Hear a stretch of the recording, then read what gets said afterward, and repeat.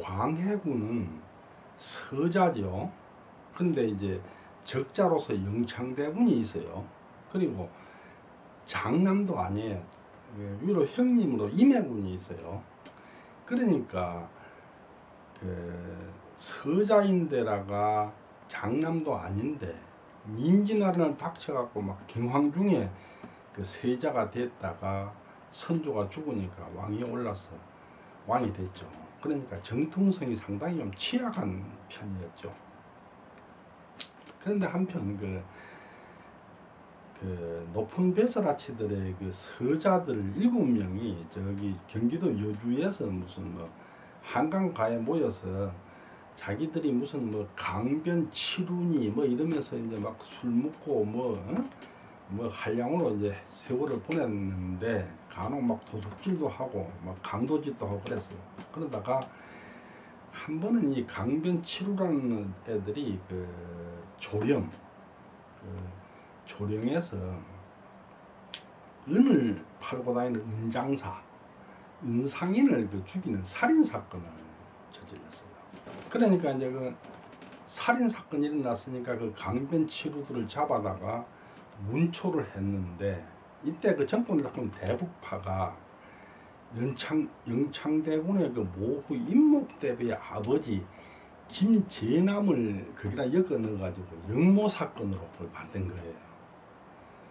그래가지고 영창대군을 죽이고 임해군을 죽이고 해서 이제 말하자면은 그 광해군의 정통성을 확보하려고 한 거죠.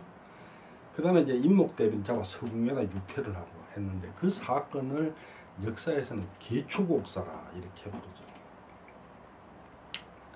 그런데 그 개추곡사에서 인제공은 말하자면 재판관으로 참석을 해야 돼요, 그 자리에. 근데 가만히 생각해 보니까 이게 저게 완전히 역모로 꾸며낸 얘기지 저게 사실이 아닌 거예요. 이 부당한 재판에 낄 수가 없다. 근데 자기가 이게 부당하다 했다가는 목이 날아가죠. 그러니까 어떻게 했냐면은 시내를 돌아다니다가 높은 벼슬아치가 지나가니까 행패를 부려줬어요. 말하자면 시비를 걸어본 거예요. 그러니까 이제 뒤에 보니까 그 사람이 높은 벼슬아치다 해가지고 내가 참 높은 분을 못 알아보고 이런 행패를 부렸으니까 날 파직시켜 주시오 이라고 파직을 당했어요. 광해군 일기 5년 5월 6일자 기사에 적혀있기를 왕이 전교하였다. 이렇듯 임금이 모욕을 당해 신하가 죽어야 할 때를 맞아서는 3사의 관원이 더욱 자신의 몸을 잊고 나라의 온갖 정성을 바침으로써 역적을 토벌하는 의리를 일으켜 세워야 마땅할 것이다. 그런데 전, 정원, 최현은 감히 회피할 꾀를 내고는 고의로 하찮은 일을 거론하여 추국하는 날에 번거롭게 소란을 끼쳤으니 그 정상이 가증스럽다. 우선 먼저 파직하여 다른 사람들을 경계시키도록 하라. 그런데 그거를 그 북인들이 대북파가 모르겠습니까? 다 알죠. 그러니까 막 엄청나게 화가 나는 거예요. 그래서 인제공을 막 죽여라. 역적의 비호 세력이다. 이래 된 거예요. 그래서 막 멸문지화를 당할 판이죠. 근데 어떻게 하냐, 재수 좋게 했던 그 뭐 멸문지화까지는 안 가고 파직만 되고 이제 말았어요. 그래 시골로 내려갔는데 그 뒤에 인조 반정이 일어나가지고 광해군이 쫓겨나고 인조가 즉위를 하니까 이번에는 개추국사에서 재판에 빠진 게 엄청난 의로운 행동으로 된 거예요. 그래서 다시 벼슬에 나왔죠. 인제공은 굉장히 그 올곧으신 분이에요. 인조 2년 7월에 그 사헌부에서 왕대비 수발드는 그 하인들이 갑질하는 걸 잡아다가 문초를 했어요. 임금이 말하기를 장독대에 쥐가 있으면은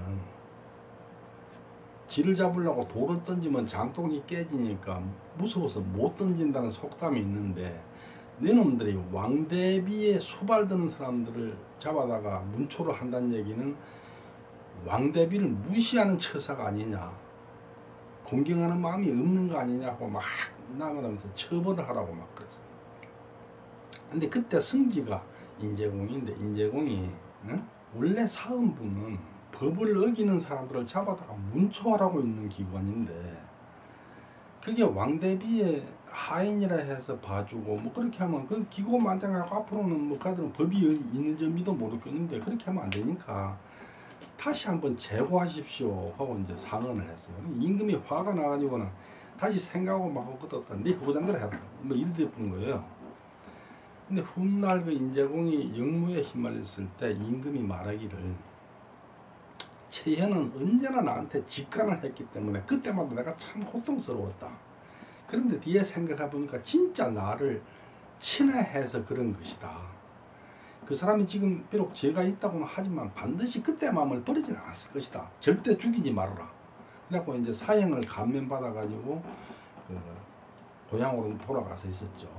근데 그 얘기가 뒤에 후세에 두고두고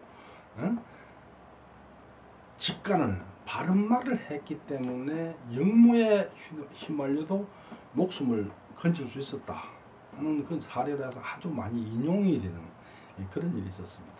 숙종실록 35년 6월 19일자 기사에 적혀있기를 고, 신, 최현이 역적의 옥사에 연루되어 형벌을 받을 적에 인조대왕께서 분부 내리시기를 최현이 일찍이 야대할 때에 직관했기 때문에 내가 참ut 고통스러웠는데 그 뒤에 생각해보니 참으로 나를 친애한 것이었다.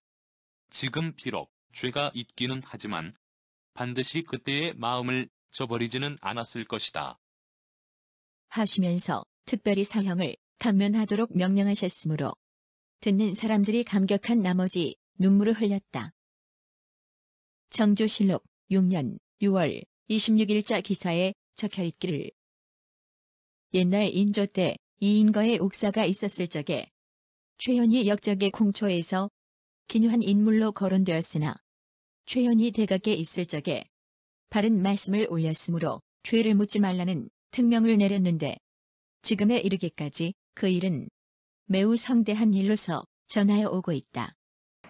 근데 인제공이 항상 좋은 평가만 받은 건 아니에요. 여러 가지 이런 나쁜 평가를 받기도 했는데 왜냐하면은 그 집권 세력이 서인인데 야당이 남인 소속이기 때문에 조금만 꼬투리가 있으면은 옆에서 시비를 걸고 막 나쁜 악평을 하는 거죠. 인조실록 3년 3월 6일자 기사에 적혀있기를 대사성 최현이 상소하여 사직을 청하니 답하기를 상소를 보고 자세히 알았다. 그대는 재질과 학문이 그 소임을 감당할 만하니 힘을 써서 그게 선비들의 풍습을 고치라. 하였다. 최현은 본래 학식이 없고 잡수를 일삼았으며 성품이 또한 어두워 명망과 실제가 맞지 않는 사람이었으므로 성균관 대사성으로 발령이 나자 실망하는 선비가 많았다. 인제공은 그 외고조부가 이맹전, 격진이씨 이맹전입니다. 근데 이맹전의 그 전기인 경은공 뭐 유산지, 유곤지, 뭐 유적인지 모르겠는데 하여튼 뭐 그런 제목이에요. 경은이라는 게 이맹전의 호니까 그런 그 이맹전의 전기를 써가지고 그 전기 때문에 이맹전이 생육신이 될 수 있었어요. 정조실록 15년 2월 21일자 기사에 적혀있기를 고, 감사, 최현이 지은 이맹전전에는 1454년쯤에 시사가 크게 변하자 소경과 귀머거리로 행세하면서 친한 벗들을 사절하고 매월 초하루에는 항상 아침 해를 향해 절을 하며 내 병이 낫기를 빈다고 말했는데 집안 사람들도 그 속마음을 헤아리지 못했다. 하였습니다. 근데 지금 제가 찾아보니 그 이맹전의 전기를 찾을 수가 없어요. 제목은 아마 경은공 유고나 유사나 뭐 유적 뭐 이런 제목일 것으로 보이는데 혹시 그런 책을 보셨거나 가지고 계신 분이 계시면 연락을 해주시면 고맙겠습니다.